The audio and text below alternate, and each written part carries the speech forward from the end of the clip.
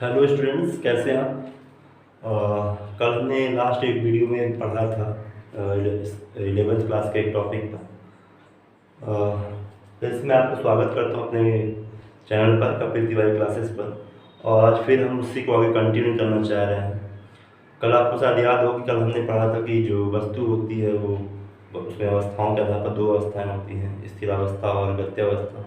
इसके बाद हमने गतियों के प्रकार पढ़े थे, जो कि विमीय विश्लेषण के आधार पर आप देखते हैं कि वस्तुएं जो होती हैं, वस्तुओं की तीन प्रकार से होती है, एक विमीय, द्विविमीय और त्रिविमीय। इसके अलावा हमने उसके बारे में समझा था कि एक विमीय, द्विविमीय और त्रिविमीय किसे कहते हैं। यदि आप उस वीडियो को ना देखो तो प्लीज़ देख लें, तो समझ में आएगा। और इसके बाद मैं बात करता हूँ आज के एक दूसरे टॉपिक पर, जिसमें आज का टॉपिक है गति के समीकरण, इक्वेशन ऑफ मोशन। जो गतियाँ होती हैं वो किस किस प्रकार से होती हैं, उसके लिए समीकरण क्या क्या बनता है, ये हम जानेंगे इक्वेशन ऑफ मोशन पे। पर उसके पहले मैं बता दूं कि हमें कुछ उसके बेसिक चीज़ों को समझना होगा। जैसे वस्तु की गति में तीन चार चीज़ें जो बहुत ही इम्पॉर्टेंट होती हैं। सबसे पहला होता है विस्थापन, जिसको हम डिस्प्लेसमेंट कहते हैं। आपने डिस्प्लेसमेंट का नाम सुना होगा। तो पहले में दो तीन टॉपिक हैं, जैसे डिस्प्लेसमेंट और वेलोसिटी और एक्सेलरेशन, यानी विस्थापन, वेग और त्वरण, इसके बारे में हम जानेंगे। उसके बाद हम गति के समीकरण को समझेंगे आगे। तो आइए सबसे पहले हम समझते हैं। ये चैप्टर आपका वही है, third chapter, motion in a straight line.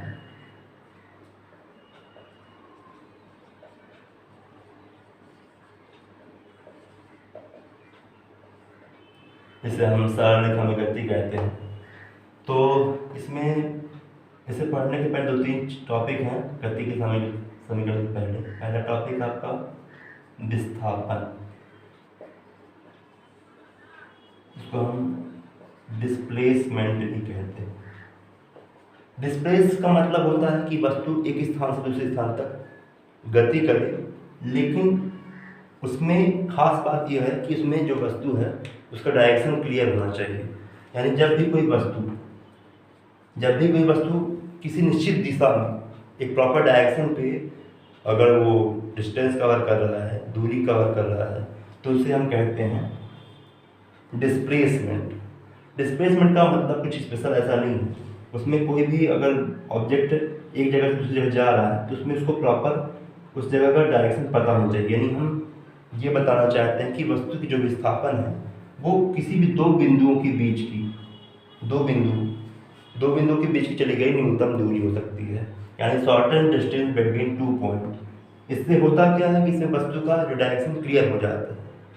अगर मैं एक चीज़ के बारे में क्लियर करूँ, डिस्टेंस और डिस्प्लेसमेंट में क्या फ़र्क है, तो डिस्टेंस और डिस्प्लेसमेंट में केवल एक ही फ़र्क है, वो है डायरेक्शन का, दिशा का। और आप ये भी जानते हैं अगर पढ़ें कभी तो, कि विस्थापन और दूरी में एक चीज़ का मेन जो फ़र्क क्या है, डिफरेंस क्या है, वो है डायरेक्शन का। यहीं से बनता है एक स्केलर क्वांटिटी और एक बनता है वेक्टर क्वांटिटी, यानी एक अदिश राशि जो दूरी होती है और एक सदिश राशि जो विस्थापन है। बाकी दोनों एकदम सेम चीज़ें हैं, और दोनों का सेम खास बात ये कि दोनों में यूनिट और जो दोनों का डायमेंशनल फॉर्मूला होता है बिल्कुल सेम होता है। तो डिस्प्लेसमेंट एक ऐसा क्वांटिटी है जो कि जिसमें कोई भी ऑब्जेक्ट एक स्थान से दूसरे स्थान तक प्रॉपर डायरेक्शन के साथ मूवमेंट करता है। यानी जब कोई वस्तु एक निश्चित दिशा में दूरी तय करती है तो उसे हम विस्थापन कहते हैं, और इसे एस से शो करते हैं, एस। कभी भी आप जब आगे इक्वेशन में एस देखेंगे तो इससे हम समझेंगे एस किसके लिए है, एस विस्थापन के लिए है, एस फॉर डिस्प्लेसमेंट। और इसका सिंपल सा यूनिट होता है, वो क्या है, मीटर। यानी डिस्टेंस चाहे कोई भी उसे हम मीटर में ही मेजर करते हैं। जैसा कि आप पिछले वीडियो में पढ़े होंगे कि दूरी या कोई भी लंबाई होती है, उसका मात्रक जो होता है वो मीटर में मापा जाता है, MKS में हो या SI में, दोनों में। इसके बाद बात करूँ मैं, अगला पॉइंट है वेग। हम गति के समीकरण को पढ़ने के पहले एक चीज़ और जानने जो इम्पोर्टेंट है, वो है वेग। वेग को बोलते हैं वेलोसिटी। और इसके लिए बता दूं कि विस्थापन जो है वो वेक्टर क्वांटिटी, सदिश राशि।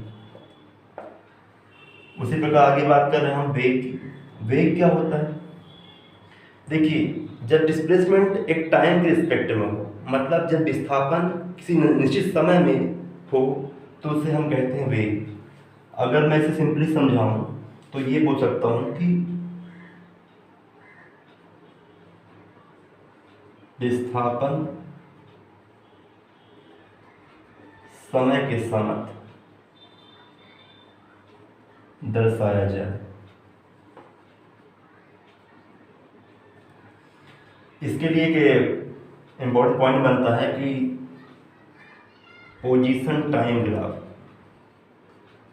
ग्राफ भी बनता है पोजीशन टाइम ग्राफ।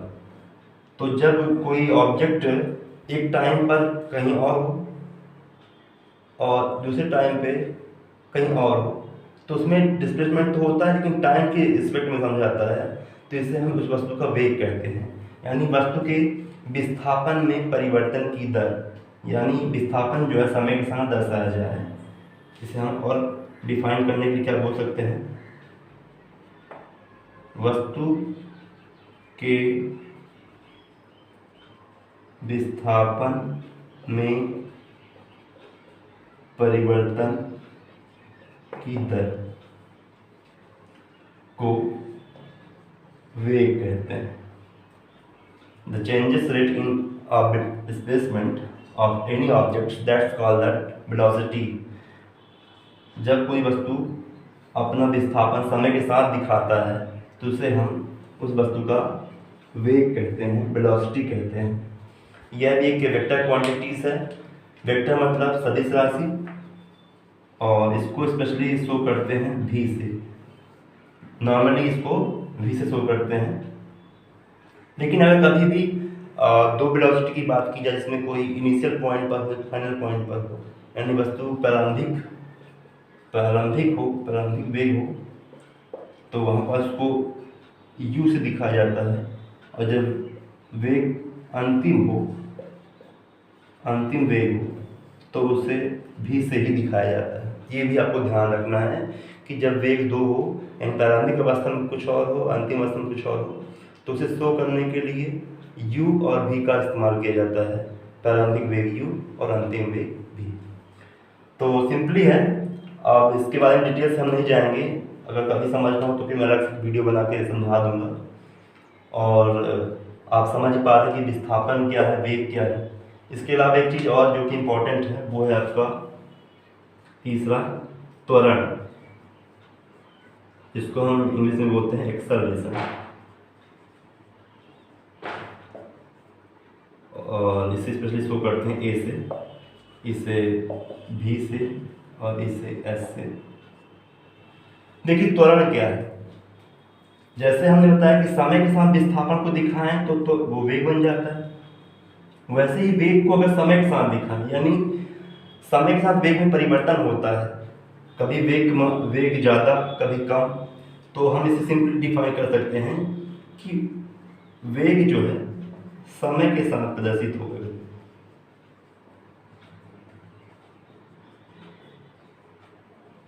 यानी इसको और भाषा में और तरीके से क्या कर सकते हैं कि वेग में परिवर्तन की दर, वेग में परिवर्तन की दर, the changes rate in a velocity that's called acceleration. इसे क्या कहेंगे, एक्सेलरेशन या त्वरण। वेग में परिवर्तन की दर को त्वरण कहते हैं। तो इसे दिखाते काहे से हैं, ए से। तो अभी बेसिक जान लीजिए कि डिस्प्लेसमेंट, वेलोसिटी और एक्सेलरेशन क्या होता है। सिंपली है, डिस्प्लेसमेंट एक सिंपल डिस्टेंस होता है जो डायरेक्शन पर होता है, इसे एस से शो करते हैं, इसका यूनिट मीटर होता है, और एक वेक्टर क्वांटिटी जैसा कि आप देख पा रहे हैं। फिर वेलोसिटी की बात की जाए तो वेलोसिटी भी एक सिंपल सा आपका क्वांटिटी है जो कि हम डिस्प्लेसमेंट को टाइम के साथ दिखाते हैं। आप इसे थोड़ा सा एक ग्राफ समझ सकते हैं। जैसे मान लीजिए t1 पर कोई ऑब्जेक्ट आपका x1 पर है, ऐसे ही कोई अगर ऑब्जेक्ट t2 समय पर, t1 समय पर कहाँ है आपका x1 और t2 पर कहाँ हो x2, तो इसको ग्राफ से कैसे समझते हैं आप देखिए। तो ये इनका एक प्रॉपर स्ट्रेट लाइन में एक ग्राफ मिलता है, ये कहलाता है आपका x1 t1, ये कहलाता है x2 और t2। तो ये जो आपका ग्राफ मिलता है यही वेलोसिटी को शो करता है। यानी सिंपली आप बोल सकते हैं कि जो पोजीशन टाइम ग्राफ है वो वेलोसिटी को शो करता है। यानी परिभाषा में विस्थापन अगर समय के साथ दर्शाया जाए तो उसे हम वेग कहते हैं, या विस्थापन में परिवर्तन की दर को वेग कहते हैं। इसे v से शो करते हैं। अगर ये दो हों कभी प्रारंभिक और अंतिम रूप से, तो प्रारंभिक को u से और अंतिम को v से दर्शाया जाता है। ठीक है, बाकी तीनों वेक्टर क्वांटिटी हैं। एक्सेलरेशन की बात करें तो एक्सेलरेशन भी एक सिंपल सा क्वांटिटी है, जो कि जैसे हम दिखा सकते हैं कि वेग समय के साथ अगर प्रदर्शित हो तो उसे हम वेग में परिवर्तन की दर भी कहते हैं, और ऐसे एक शब्द में हम त्वरण कहते हैं, एक्सेलरेशन कहते हैं। और यह भी एक वेक्टर क्वांटिटी है, इससे वेक्टर ऐसे रिप्रेजेंट करते हैं। तो आई होप आपको समझ में आ रहा होगा कि जो बेसिक 3 यूनिट होते हैं, स्पेशली डिस्प्लेसमेंट के संबंध में और उनके टाइम के साथ साथ वेलोसिटी और टाइम के संबंध में, इससे हम विस्थापन, वेग और त्वरण कहते हैं। तो बिल्कुल आप ध्यान रखेंगे कि S मतलब डिस्प्लेसमेंट, P मतलब वेलोसिटी और A मतलब एक्सेलरेशन, और तीनों ही वेक्टर क्वांटिटी। अब बात कर लें, अगर आप इसे सिंपल समझ गए हो तो बिल्कुल एक बार इसे फिर से वीडियो को शुरुआत से देख सकते हैं आप। आइए अब हम आगे बात करेंगे गति के समीकरण की। तो गति के समीकरण 3 होते हैं, जैसा कि आप इसके पहले 9th-10th क्लास में भी देखे होंगे। तो आगे हम बात करते हैं।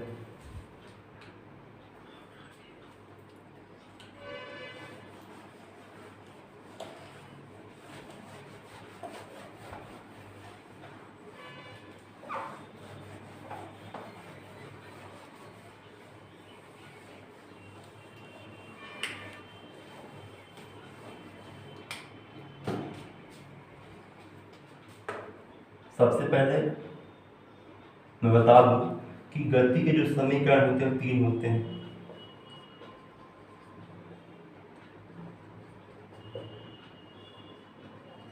Equation of motion. वो 3 कौन कौन से? सिंपल इंट्रोडक्शन दे दूं।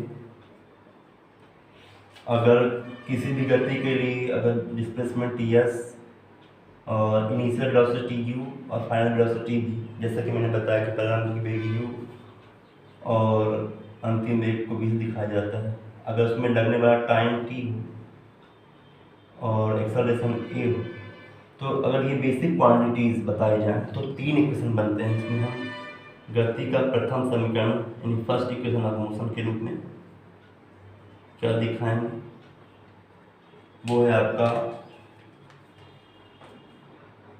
v बराबर u प्लस ए टी। इसके बाद गति का द्वितीय समीकरण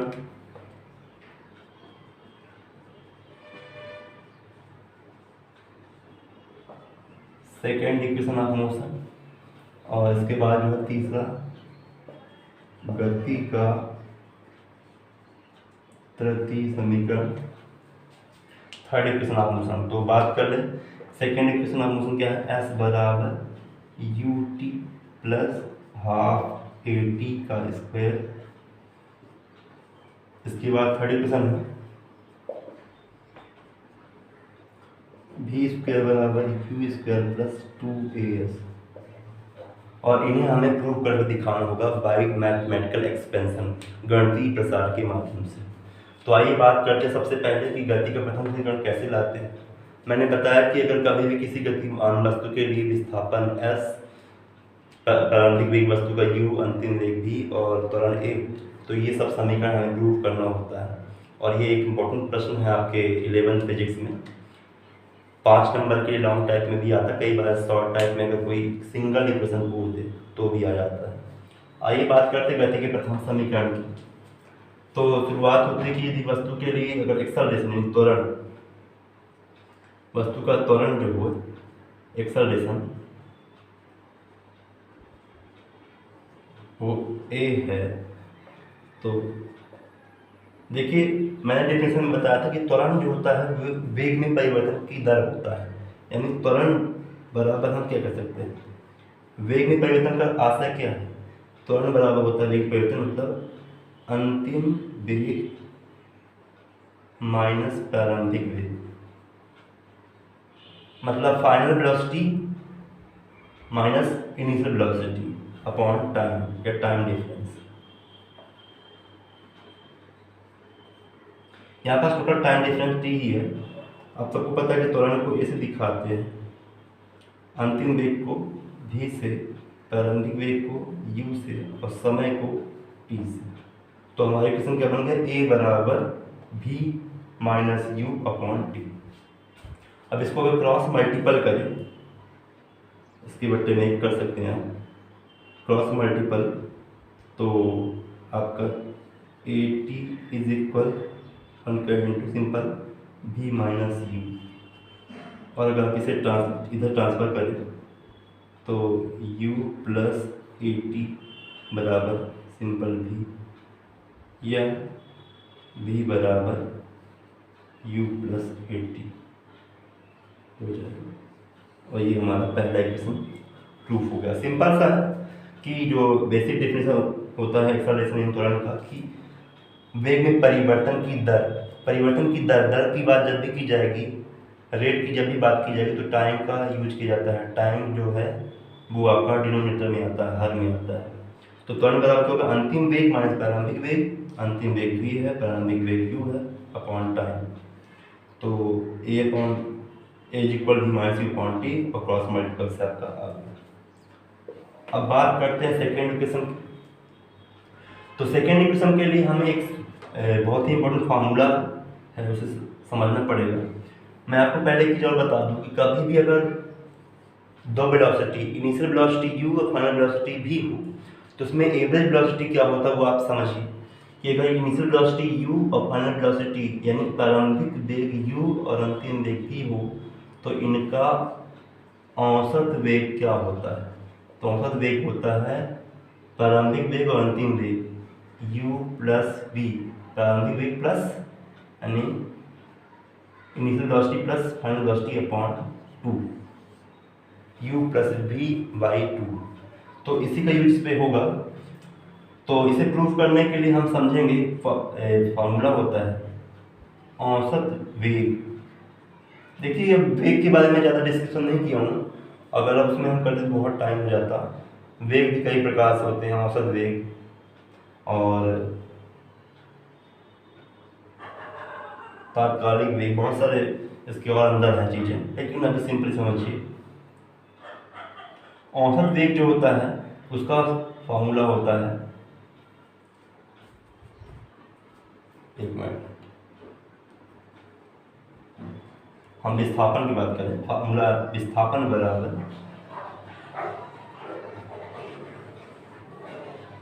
औसत वेग गुणे समय, सॉरी फॉर दैट, विस्थापन फॉर्मूला क्या होता है, विस्थापन बराबर औसत वेग गुणे समय, यानी डिस्प्लेसमेंट इज इक्वल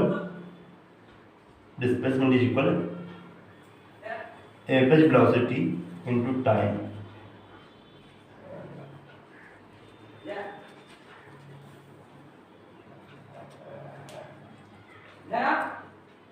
अब बात करें, आपको पता है कि डिस्प्लेसमेंट को कहाँ शो किया जाता है, एस से। अभी हमने बताया कि एवरेज वेलोसिटी के लिए फॉर्मूला क्या होगा, u प्लस v बाई 2, और टाइम को हमने दिखाया था किससे, t से। तो ये हमारा फार्मूला बन गया s बराबर u plus v by 2 into T, ये हमारा इक्वेशन बन गया। अब अगर इसमें t की वैल्यू रखनी है, सॉरी t की पूछ रहा हूँ, v की वैल्यू, तो अभी आपने देखा कि v की वैल्यू क्या है, u plus A T, v की वैल्यू क्या है, u प्लस ए टी। तो हम रख दें u की जगह में u और v की जगह में q plus A T upon 2 into t, और साइड में आप लिख सकते हैं कि चूँकि v बराबर u प्लस ए टी है, from the first equation of motion, गति के प्रथम समीकरण से हम जानते हैं कि v की वैल्यू क्या होती है, v बराबर u प्लस ए टी। तो हमने यहाँ पास रख दिया u प्लस ए टी। अब सिंपल इसको सॉल्व कर दें, u जब इसको ब्रैकेट ओपन करेंगे तो u प्लस u, ये पूरा है ना, u प्लस ओपन करें u plus A T by 2 और होल इंटू टी, और जब आप इसको पूरा ऐड करेंगे तो ये हो जाएगा 2u plus A T into T by 2, और बनेगा ये क्या 2u इंटू टी से 2u2 बाई 2 और प्लस 80 का स्क्वायर बाई 2। देखिए होल बाई 2 है तो दोनों का अलग अलग हो सकता है, तो फाइनली ये 2 से 2 कैंसिल हो जाए तो हमारा आंसर क्या आएगा, you T plus 80 square by 2, you T plus 80 square by 2, या इसी को हम लिख सकते हैं यू टी प्लस, इसमें हाफ अलग करके लिख सकते हैं, हाफ 80 स्क्वायर, हाफ 80 का स्क्वायर। जैसे 5/2 को आप 1/2 इंटू 5 लिख सकते हैं। अब बात कर लें थर्ड इक्वेशन की, तो जैसा कि आप देख पा रहे हैं सिंपली था, समझने में कोई दिक्कत ना होगी। आप जैसे इसके लिए एक बेसिक फार्मूला याद रखेंगे कि जो डिस्प्लेसमेंट यानी विस्थापन होता है उसका फॉर्मूला होता है औसत वेग गुणे समय, यानी average velocity into time. Simple सा था, औसत वेग का मान हमने रख दिया u plus we by 2 into t, और इसमें गति के प्रथम समीकरण से v का मान रख दिए u प्लस ए टी, तो हमारे सॉल्व हो गए। अब बात करें सिंपल तीसरा समीकरण, तो तीसरा समीकरण क्या है आपका v स्क्वायर बराबर u स्क्वायर प्लस 2s, ये हमको सॉल्व करना है। तो इसमें भी फार्मूला वही लगेगा, बस थोड़ा फर्क है। फार्मूला क्या है, जो डिस्प्लेसमेंट होता है विस्थापन बराबर क्या होता है, औसत वेग गुणे समय। तो इस कंडीशन में हम समय का मान रखेंगे, टी का मान, वो भी किस समीकरण से, गति के प्रथम समीकरण से। देखिए गति का प्रथम समीकरण क्या है, v बराबर u प्लस ए टी है। अगर मान लीजिए मुझे इसमें t का मान चाहिए तो मैं पहले u को डिस्प्लेस करूँगा, v minus you equal A T, और अगर t का मान निकाला जाए इसी से तो a कहाँ जाएगा नीचे, v minus you upon A. It means कि t की वैल्यू क्या होगी, v minus you upon A. T की वैल्यू क्या होगी, v माइनस यू अपॉन ए। तो आइए इसमें हम टी की जगह रख दें, तो सिंपल सा u plus we by 2 into क्या रखेंगे, v minus you upon A. v minus you upon A किसकी वैल्यू हो गई, टी की, तो ऊपर का ऊपर से मल्टीपल। देखिए इसको लिखने का तरीका, u प्लस वी लिखें या v प्लस यू, एक ही बात है। तो समझने के लिए हम v प्लस यू लिख देते हैं बाई 2, ऊपर का ऊपर से इंटू v माइनस यू और 2 अपॉन ए इंटू एस। अब देखिए आपने एक फॉर्मूला तो पढ़ा ही होगा कि a plus B into A minus B, क्या a plus B into A minus B, इसका क्या होता है वैल्यू, इसकी वैल्यू होती है A square minus B square, यानी हम कह सकते हैं कि A square minus B square equal होता है a प्लस बी और a माइनस बी। सिमिलरली यहाँ पास ए बी तो नहीं, पर v प्लस यू और v माइनस यू, क्या है v प्लस यू और v माइनस यू, तो उसी को फॉलो करते हुए ये बन जाएगा v square minus u square. क्या बन जाएगा, v square minus u square upon 2। इसके बगल में लिख सकते हैं कि v plus u into v minus u बराबर v square minus u square, जैसा कि हम जानते हैं कि a square minus B square is equal a plus B और a माइनस। ठीक है, फिर देख लीजिए बराबर u plus b upon 2 into T, यानी average velocity to time. Average velocity की वैल्यू ये है, टाइम की वैल्यू हमने निकाल लिया फ्रॉम द इक्वेशन फर्स्ट, और इसको ऊपर से ऊपर का इंटू, नीचे का नीचे से इंटू। अब क्या करेंगे, इसकी वैल्यू आ गई v square minus u square रूप में, और ये अपॉन 2a। अब करना हुआ एक ही लाइन स्टेप, वो है क्रॉस मल्टीपल, तो 2a का इंटू एस से, 2a का इंटू एस यानी 2as बराबर क्या हो जाएगा, v square minus u square, और हम यू स्क्वायर को ट्रांसफर करेंगे तो यू स्क्वायर इधर माइनस है, इधर आ जाएगा प्लस में, यू स्क्वायर प्लस 2as बराबर वी स्क्वायर, या हम लिख सकते हैं वी स्क्वायर बराबर यू स्क्वायर प्लस 2as। तो बहुत ही सिंपल है, यदि आप इसे थोड़ा सा आराम से समझें। अगर एक बार में समझ में ना आए तो 2 से 3 बार इसको रिपीट करके देखें वीडियो को। और बिल्कुल मैं मेहनत करूँगा आपके लिए, बस अपेक्षा यही है कि आप इसे शेयर करें ज़्यादा से ज़्यादा। और अगर अच्छा लगे तो फिर वही चीज़ है, अच्छा लगने पर लोग क्या करते हैं। ठीक है, तो बिल्कुल तीनों इक्वेशन आपको समझ में आएंगे। प्रथम यानी गति का प्रथम समीकरण, फर्स्ट इक्वेशन ऑफ मोशन, जिसको हम शो करते हैं v बराबर u प्लस ए टी से। Second equation of motion S बराबर U T plus half A T square से। And third equation of motion v square बराबर यू स्क्वायर प्लस 2as। तो इसे एक बार आप स्क्रीनशॉट से भी ले सकते हैं बिल्कुल। और आज के लिए वीडियो देखने के लिए धन्यवाद, बहुत बहुत धन्यवाद। जय हिंद, जय भारत।